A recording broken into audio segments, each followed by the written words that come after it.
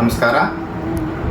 ಶುದ್ಧವಾದಂತಹ ಗಾಳಿ, ನೀರು, ಆಹಾರ ಹಾಗೂ ಪಂಚಮಹಾಭೂತಗಳ ಕೊರತೆಯಿಂದಾಗಿ ನಾವೆಲ್ಲ ನಮ್ಮ ರೋಗ ನಿರೋಧಕ ಶಕ್ತಿಯನ್ನು ಕಳೆದುಕೊಂಡು ಬೇರೆ ಬೇರೆ ಕಾಯಿಲೆಗೆ ಒಳಪಡಬೇಕಾದಂತಹ ಪರಿಸ್ಥಿತಿ ಇವತ್ತಿನ ಕಾಲಖಂಡದಲ್ಲಿದ್ದು,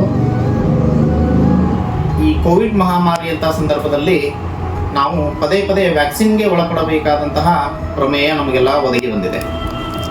ಪ್ರಪಂಚದ ಮೊಟ್ಟ ಮೊದಲನೆಯ ವ್ಯಾಕ್ಸಿನೇಷನ್ ಸುವರ್ಣಪ್ರಾಶನ.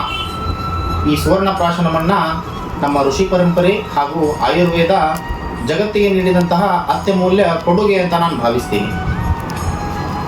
ಈ ಸುವರ್ಣಪ್ರಾಶನವನ್ನು ಶುದ್ಧವಾದಂತಹ ಸುವರ್ಣ ಭಸ್ಮ, ಶಂಖಪೃಷ್ಟಿ, ಬ್ರಾಹ್ಮಿ, ಯಷ್ಟಿ ಮಧು, ಅಶ್ವಗಂಧ, ಜೇನುತುಪ್ಪ ಹಾಗೂ ಶುದ್ಧ ಹಸುವಿನ ತುಪ್ಪದಿಂದ ಮಾಡಿದ್ದು 16 ವರ್ಷದ ಒಳಗಿನ ಮಕ್ಕಳಿಗೆ ಆಯಾ ಕಾಲಖಂಡಕ್ಕೆ ತಕ್ಕಂತೆ ಡೋಸ್ ನೀಡುವ ಮುಖಾಂತರ ಮುಂದೆಂದು ಕಾಯಿಲೆ ಬರದೇ ಇರೋ ರೀತಿಯಲ್ಲಿ ಕಾಯ್ದುಕೊಂಡು ಹೋಗಲಿಕ್ಕೆ ಅಂಥೇಳಿ ಇದನ್ನು ನೀಡಲಾಗುತ್ತೆ.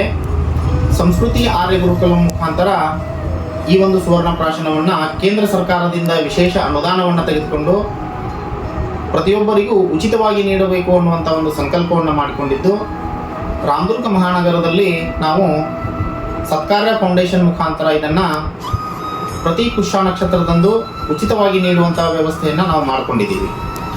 ತಾಲೂಕಿನಲ್ಲಿರ್ತಕ್ಕಂತಹ ಎಲ್ಲ ಮಹಾಜನತೆ ಈ ಒಂದು ವ್ಯವಸ್ಥೆಯನ್ನು ಸದ್ಬಳಕೆ ಮಾಡ್ಕೋಬೇಕು ಅಂತ ನಾನು ತಮ್ಮಲ್ಲಿ ವಿನಂತಿಯನ್ನು ಮಾಡ್ಕೊತೀನಿ. ಈ ಸುವರ್ಣಪ್ರಾಶನಕ್ಕೆ ಸಂಬಂಧಪಟ್ಟಂತಹ ಇತರೆ ಮಾಹಿತಿಯನ್ನು ನಾವು ಈ ವಿಡಿಯೋದಲ್ಲಿ ನೀಡ್ತಾ ಇದ್ದೀವಿ.